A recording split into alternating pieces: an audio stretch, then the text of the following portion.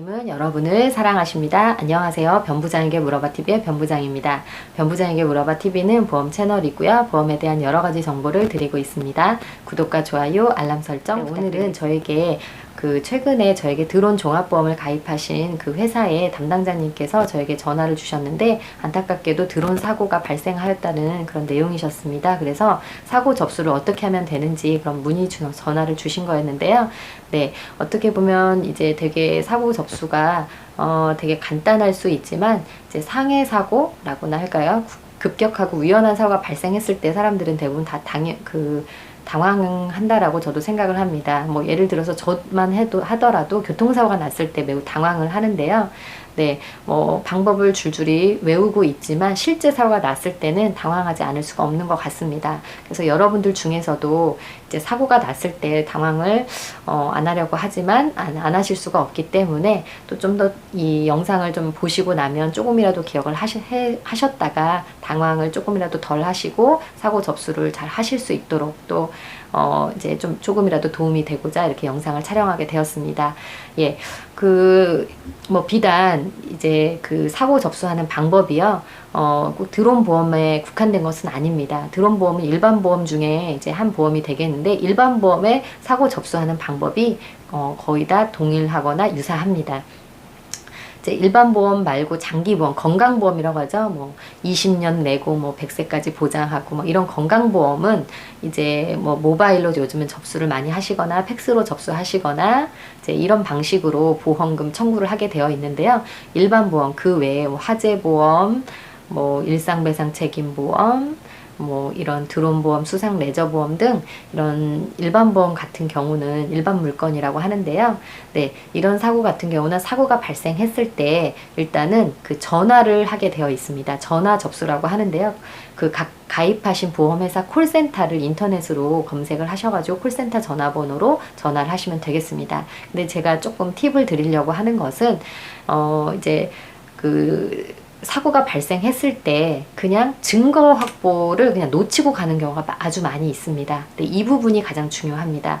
네, 어떤 사고가 났는데 뭐 모든 게 다 깨끗하게 마무리가 돼버리면 나중에 그게 진짜 언제 어디서 어떻게 도대체 사고가 났었는지 증거가 하나도 없어버리면 정말 혹여라도 보험금 청구를 받는 데 있어서 많은 시간이 걸릴 수도 있고 혹은 못 받을 수도 있으시기 때문에 증거를 확보하시는 것이 매우 중요하겠습니다. 교통사고도 그렇거든요. 그래서 차를 아주 위험한 곳에서 옮기시기 전에 이렇게 라카 같은 걸로 표시를 하신다거나 영상을 촬영해 놓는다든지 그 다음에 뭐 이렇게 사고 난 부위를 촬영을 해 놓는다든지 전반적인 어떤 멀리서 좀 촬영을 했는지 사진이나 영상을 남겨놓는 것이 가장 좋겠습니다.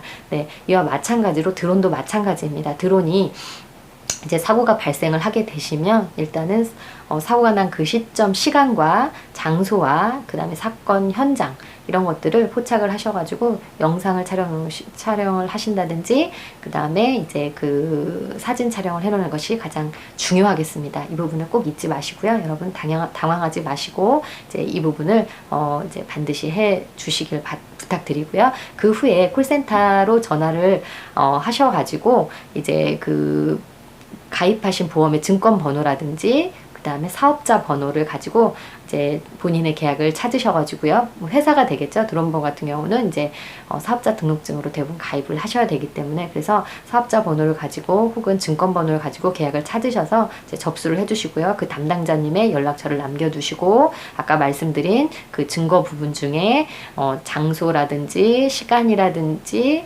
뭐 그 다음에 어떤 사건의 경위 있죠? 예, 누가 어떤 사고가 났는지 이런 것들을 콜센터 직원에게 말씀을 해주시면 그 후에 이제 콜센터 직원이 연결을 해서 보상 담당자가 지정이 되십니다. 이제 지정되는 데는 바로 그 순간 콜센터에 전화했을 때 되는 건 아니고요. 전화를 끊으신 후에 하루 이틀 상간에 이제 보상 담당자가 지정이 돼서 남겨주신 연락처로 전화를 하게 되어 있습니다. 그래서 연락을 받게 되시면 이제 보상 담당자가 사건 내용에 따라서 사고에 따라서 이제 그 필요한 서류를 요청을 할 것입니다. 그래서 그냥 필요 서류만 내서 이제 그 사고 접수를 하고 보험금을 지급하고 끝내는 사례도 있지만 사고 내용에 따라서는 손해사정사를 이제 보험회사가 파견을 시켜서 사고 조사를 시킨 후에 이제 보험금 이제 청구까지 마무리되는 이제 그런 절차로 이어지게 되어 있습니다.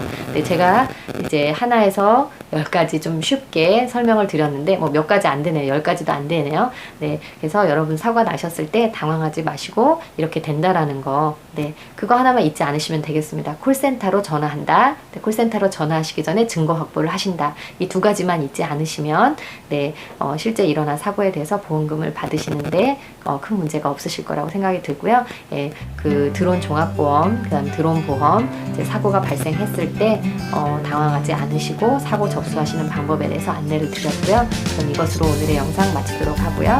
앞으로 또 다른 영상으로 다시 찾아뵙도록 하겠습니다. 감사합니다. 안녕히 계세요.